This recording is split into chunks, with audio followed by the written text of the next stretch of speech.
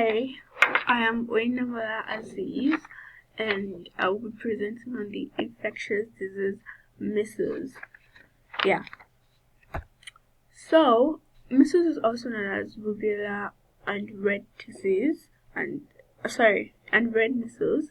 It is caused by a virus, and that's the virus presented on the right. Yeah, on the right. The virus is a member of the genus Morbillivirus of the family Paramyxoviridae.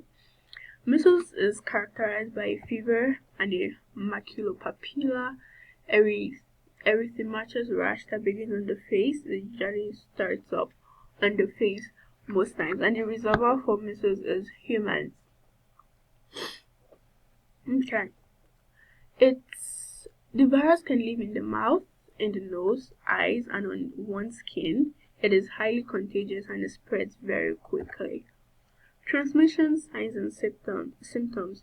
Measles is transmitted through direct contact, the air, which is like when a person coughs or sneezes, also through objects that were recently exposed to infected mucus or saliva, such as utensils, cups, as you can see in that picture, and tissues.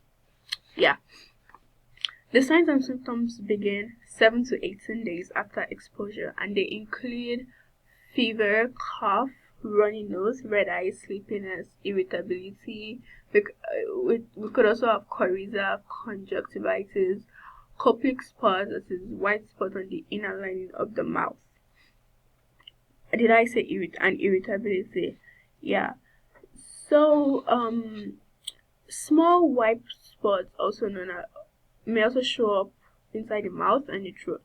And after 3 to 7 days after noticing the symptoms, a red blotchy rash would develop on the face, show up, and then it will spread throughout the body. Diagnosis and treatment.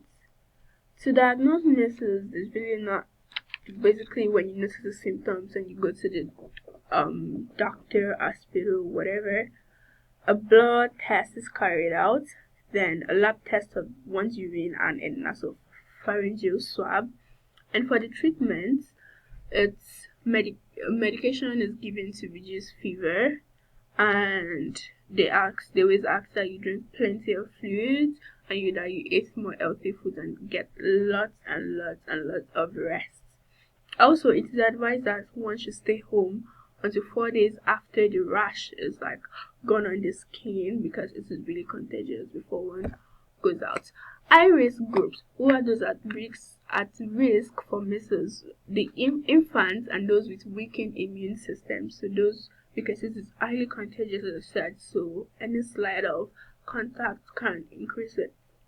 Then children and adults that have not been vaccinated at all and have never had measles. So I could be 30 and have measles. Why? Because I've not been vaccinated. Also, students and healthcare workers and travelers who are not vaccinated. And those travelers as well, as they're not being vaccinated, if they contact it, can also spread around. So it makes it really difficult. Prevention strategies. Simply, the only thing we do to prevent measles is to get doses of the measles-containing vaccine. And the measles-containing vaccine it's part of Okay, so yeah, 2 doses of the measles-containing vaccine, which are MMR or MMRV. MMR is measles, mumps, rubella. MMRV is measles, mumps, rubella, varicella.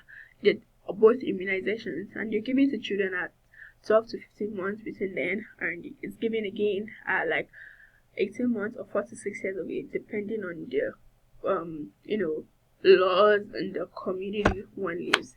And for the case management in Canada, because I'm in Canada, the surveillance is conducted by public health professionals in different provinces and territories.